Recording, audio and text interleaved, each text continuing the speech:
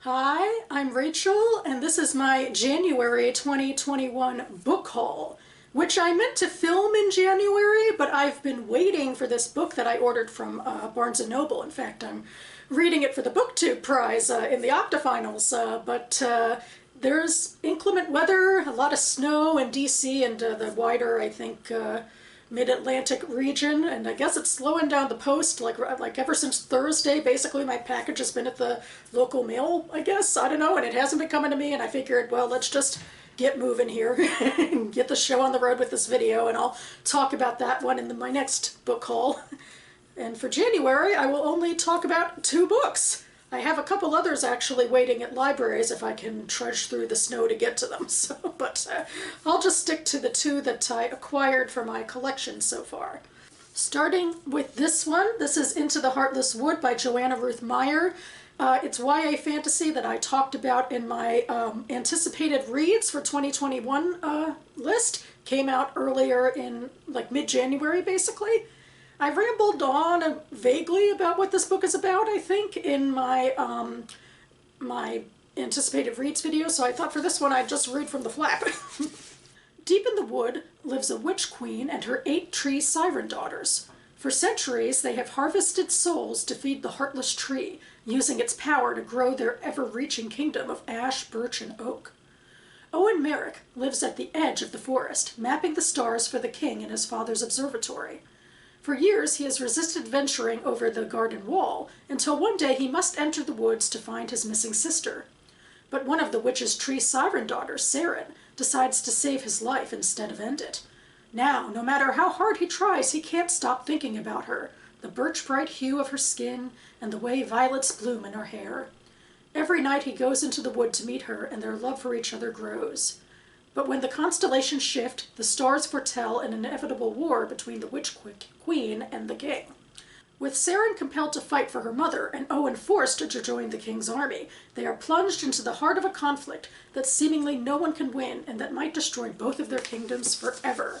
So yeah, I mean, this I think is an inverted Beauty and the Beast story. It's, you know, heavy a little bit on the romance, but also a lot of fantastical elements. This is Meyers' 4th novel that she published in so many years, and I've read her other 3 as well. And she is really good with world building. I just find her epic fantasy lands to be really compelling, so I'm looking forward to this. And this is also my first signed book of 2021, technically. It's, you know, one of those book plates, and I also got some bookmarks and a sticker that were in there too as part of my pre-ordering campaign. Like if you pre-ordered, she'd send them to you. It's one of those fun things that a lot of YA fantasy authors do, and so I took advantage, because I'll probably still not to get any books signed in person this year unless this vaccine, you know, makes a big splash later in the year. Who knows? The second book I bought was an ebook. It's the Best American Short Stories of 2020 with the guest editor Curtis Sittenfeld this year, and the series editor is Heidi Pitlor. I actually have a collection of Best American Short Story collections on my iPad, I think going back to 2011. So that's my one sort of indulgence or cave into the ebook world that I should probably be doing more of rather than getting physical books. But it's my habit every January to read last year's best of short story collection and see what I think. And this year I guess I feel a little iffy about them. I mean, I think half of the stories I felt just kind of meh about. I'm not sure I disliked any, but I just wasn't drawn to at least half of them, and even the ones that I put in my Goodreads review that I liked, a lot of them I'm like, but then there's this and that. So I don't know, it's maybe one of those off years a little bit for me, but a few definitely stuck out.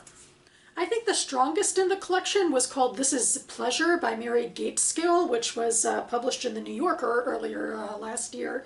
It's a Me Too story, but it's complicated, and it's about this fictional editor who comes under fire for the ways that he treats women, and there's a female protagonist who also has a relationship with him and struggles with it.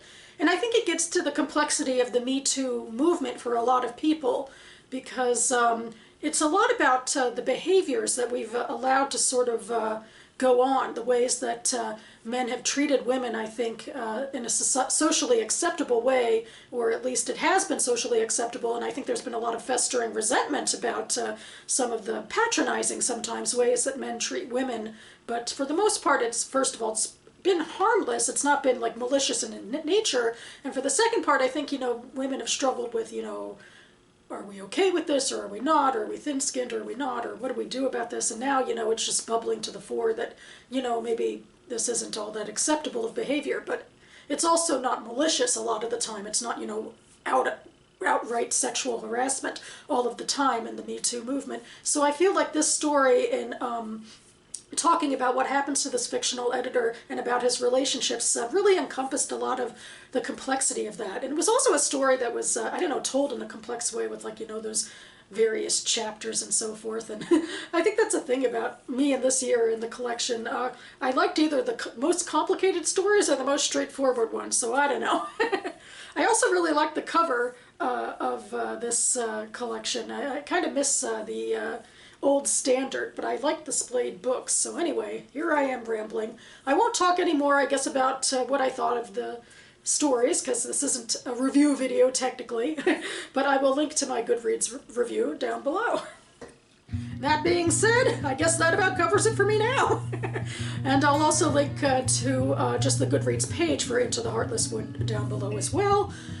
Just a quick disclaimer to say that I knew Joanna Ruth Meyer in a sort of a distant fashion. We were part of the same NaNoWriMo Fiddler community several years ago. We might have commented once or twice on each other's videos, and that's how I got interested in her career. Hasn't led me astray so far. I'm looking forward to that book. But in the meantime, I got a lot more books that I got to be paying attention to in the near future, including the 2020 National Jewish Book Awards, which were announced last week. And I hope to be back on this channel in a few days to talk about a few that caught my eye, so stay tuned. In the meantime, hope everyone in my vicinity is staying warm and safe and off of the snow and the ice, and stay cozy inside. Thanks so much for watching, everyone, and I'll see you next time.